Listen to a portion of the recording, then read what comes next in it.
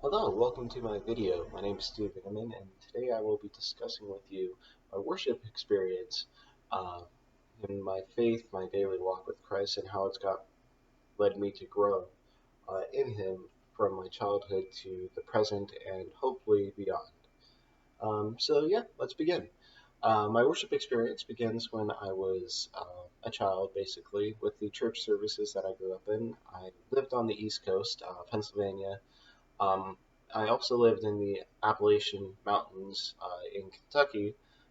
My dad was a pastor in Kentucky, and after that in Pennsylvania. And my family, attended small town, simple countryside churches. So they were massive uh, mega churches of over 500, 600 people uh, per service. It was more of I'd say about 40 to 60. Sometimes even just my family would show up, which that was about 9 people.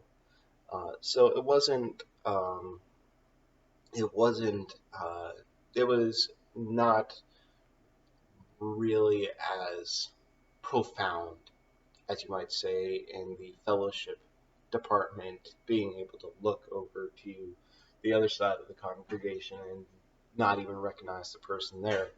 It wasn't as massive of a fellowship in worship.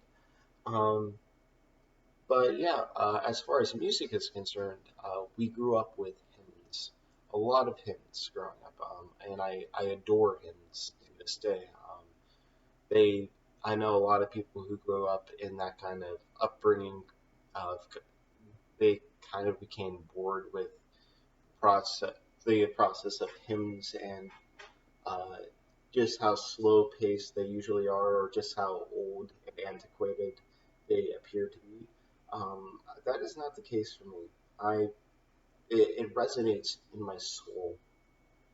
Uh, it resonates in my soul. The message and the music. Uh, per hymn, I've not heard a hymn where the message contradicted the music. Um, Most hymns I have found actually blend well with the music, and I can't say the same about contemporary music. Every single contemporary music song, and I'm not dissing contemporary music, but I've come my upbringing was in hymns, and I just that's just what I love to use whenever I'm singing a song for worship. Um, Nevertheless, when I was about 11 years old, I my church decided to start incorporating some modern Christian songs back in 2006 into their service, about 5 minutes worth of contemporary singing, contemporary worship. And so I was actually the pastor's son, so they gave me a role in the worship band as being the guy that played the synthesizer keyboard, so that you get the string background effect. And I was not I was a terrible keyboardist. All I would do was I would just do boo boo boo boo, just one key at a time. And so that would be it for like a year and a half, just that same thing. But I became more and more involved with music after that because I started reading chords and just started understanding a little bit more about tempo, about pacing, uh, about the dynamics of each note. And so I started progressing more and more with my piano skills, eventually becoming the lead pianist for my church worship band. Around 2010, my family went through a few traumatic experiences that that still slightly um, that still slightly uh, get at me. Um, and that was around the time that I also was getting frustrated with the layout of the songs we were singing because there are some really good contemporary Christian songs. Amazing Grace, My Chains Are Gone is one of my favorites. Awesome God, anything by Keith Green, um, so on and so forth.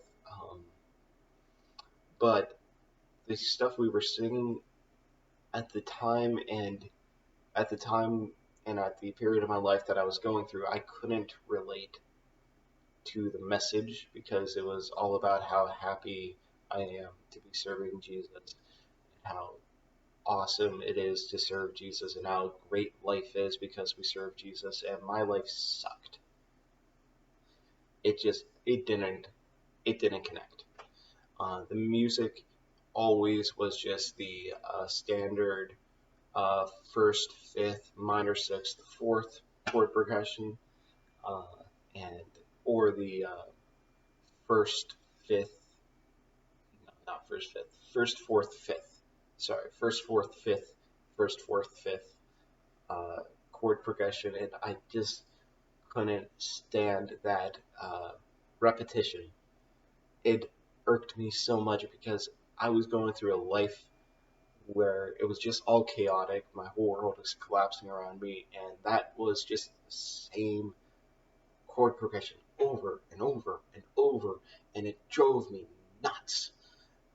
And in this frustration, God blessed me with this knack to find uh, find these odd chord progressions.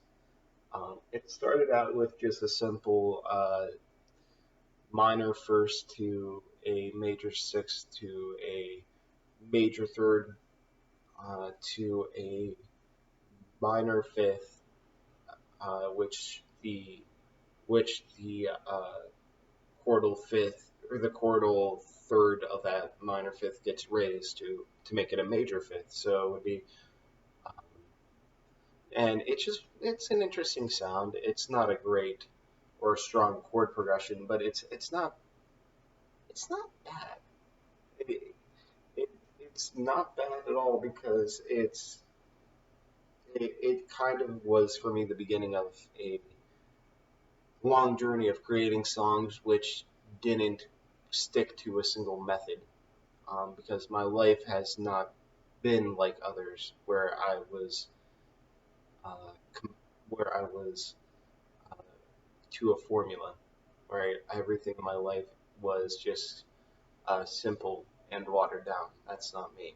I've had a lot of tough experiences in my life, and just being able to have a natural gift for blues and jazz without any formal training at all, and just have these chord progressions that make it sound like I'm actually playing a jazz or a blues song is truly a gift from God. And I, yeah, so I write songs like that, and I worship God through my songs by uh, either praising Him or using my testimony, even uh, or even just writing fun songs, um, just as a way to glorify God through my art and to uh, praise Him through my experiences. To this day, as I said earlier, I sing hymns. I love hymns. My church, over the summer of 2019, I was the music leader at my church, and I led the congregation in singing our hymns every week, and I was introduced to many, many new hymns that I have never heard before in my life, and I've just fallen more and more in love with the classic hymns. Um, and I, I don't know. I think that's pretty much it I for my worship experience. I hope that you found it informative. Or even if you didn't, I hope that it just wasn't a waste of 10 minutes of your time, or you don't view it as that. I do pray that God will bless you, and that you have yourself a lovely day beyond this video. Take care.